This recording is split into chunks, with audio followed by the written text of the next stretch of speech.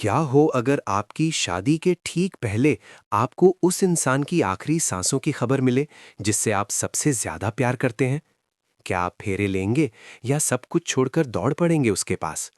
और अगर उसी पल सच का ऐसा विस्फोट हो जाए जो पूरी जिंदगी बदल दे? आज की कहानी प्यार, त्याग, धोखे और बदले की ऐसी जंग है जहां हर फैसला किसी की जिंदगी बना भी सकता है और बिगाड़ भी सकता है। गुलाब हवेली आज किसी सपनों के महल से कम नहीं लग रही थी। चारों तरफ रंग बिरंगी रोशनियां जगमगा रही थीं, फूलों की खुशबू हवा में घुल चुकी थी और हर कोने में शादी की तैयारियों का शोर गूंज रहा था। आज ईशा जी की शादी थी और वो भी आकाश के साथ। हर कोई इस शादी को लेकर बेहद खुश था, लेकिन इस चमक दमक के पीछे एक दिल ऐसा भी था जो टूट चुका था। ईशा जी दुल्हन के जोड़े में सजी आईने के सामने बैठी थीं, लेकिन उनकी आंखों में खुशी नहीं बल्कि दर्द साफ झलक रहा था। ये शादी उनकी मर्जी से नहीं हो रही थी, बल्कि एक मजबूरी थी। गुलाब सिंह की जिद और उसके खतरनाक इरादों के सामने ईशा जी ने अपनी खुशियों की कुर्बानी दे दी थी।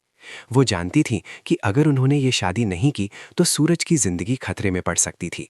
सूरज, वो इंसान जिससे ईशा जी बेइंतहा प्यार करती थी, जिसके साथ उन्होंने जिंदगी बिताने के सपने देखे थे। लेकिन उसी सूरज की खुशी और सुरक्षा के लिए उन्होंने खुद को उससे दूर कर लिया। उन्होंने फैसला किया कि अगर उनकी कुर्बानी से सूरज एक आईएएस ऑफिसर बन सकता है, एक नई जिंदगी शुरू कर सकता है, तो वो ये दर्द भी सह लेंगी। दूसरी तरफ सूरज इस सच्चाई से पूरी तरह अनजान था। उसे सिर्फ इतना पता था कि ईशा जी उसकी जिंदगी से दूर हो रही हैं और किसी और की होने जा रही हैं। यही सोच उसे अंदर ही अंदर तोड़ रही थी। उसका दिल मानने को तैयार ही नहीं था कि ईशा जी उसे छोड़ सकती हैं। और फिर वही हुआ जिससे सब कुछ बदल गया। शादी का मंडप पूरी तरह सज चुका था। मेहमानों की भीड़ इकट्ठा हो चुकी थी, पंडित जी मंत्रों की तैयारी कर रहे थे और बस दुल्हन के आने का इंतजार था। तभी अचानक हवेली के बाहर एक जोरदार हलचल मचती है। दरवाजा जोर से खुलता है और अंदर एंट्री होती है सूरज की। उसकी आंखों में गुस्सा था, दर्द था और एक पागलपन भी। वो सीधे मंडप की तरफ बढ़ता है जहां आकाश और उसके परिवार वाले मौजूद थे। जैसे ही उसकी नजर अपने ताऊजी पर पड़ती है, उसका खून खौल उठता है। वो चिल्लाते हुए कहता है, आप अभी के अभी यहां से निकल जाओ, वरना मैं आपको जान से मार दूंगा। पूरा माहौल सन्नाटे में बदल जाता है। किसी को समझ नहीं आता कि आखिर हो क्या रहा है। तभी अचानक आकाश सामने आता है और बिना एक पल गवाए सूरज पर बंदूक तान देता है। उसकी आवाज गूंजती है, अगर तूने मेरे पिताजी को छूने की भी कोशिश की तो मैं तुझे जिंदा नहीं छोड़ूंगा। ये सुनते ही सूरज एकदम सन्न रह जाता है। उसके चेहरे का रंग उड़ जाता है। उसे पहली बार पता चलता है कि आकाश उसी इंसान का बेटा है जिससे वो नफरत करता है। सच का ये झटका उसे अंदर तक हिला देता है, लेकिन अगले ही पल उसका गुस्सा और भी ज्यादा भड़क उठता है। वो बिना सोचे समझे आकाश पर हमला कर देता है। दोनों के बीच जोरदार झगड़ा शुरू हो जाता है। सूरज अपने ताऊजी की तरफ बढ़ता है, जैसे वो आज सब खत्म कर देना चाहता हो। लेकिन तभी गुलाब सिंह हालात को संभालने के लिए आगे आता है।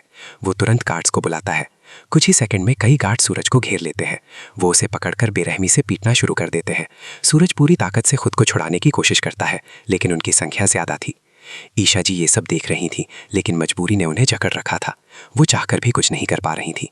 उनकी आंखों से आंसू बह रहे थे, लेकिन उनकी आवाज जैसे कहीं खो गई थी।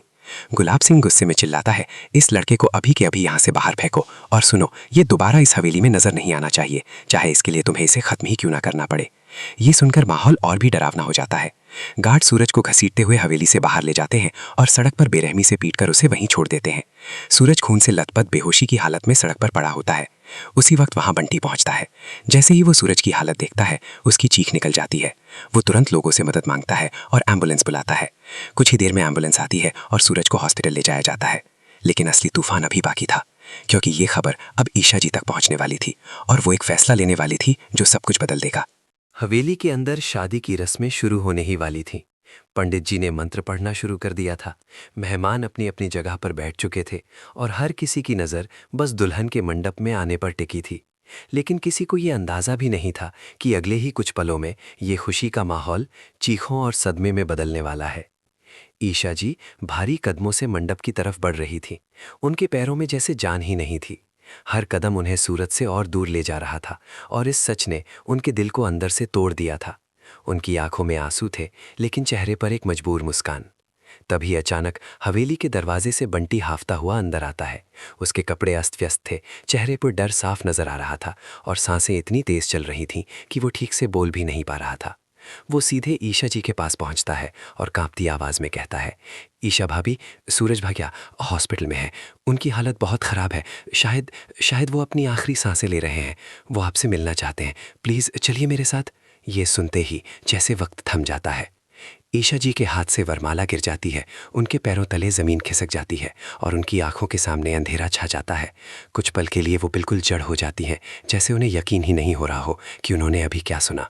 नहीं, ये झूठ है, वो बुदबुदाती हैं, लेकिन बंटी की आंखों में डर और सच्चाई साफ दिख रही थी।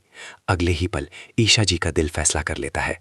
वो बिना एक सेकंड गवाए मंडप से पीछे हटती हैं और ज़ोर से कहती हैं, मुझे जाना होगा, सूरज को मेरी ज़रूरत है। पूरा हॉल हक्का बक्का रह जाता है।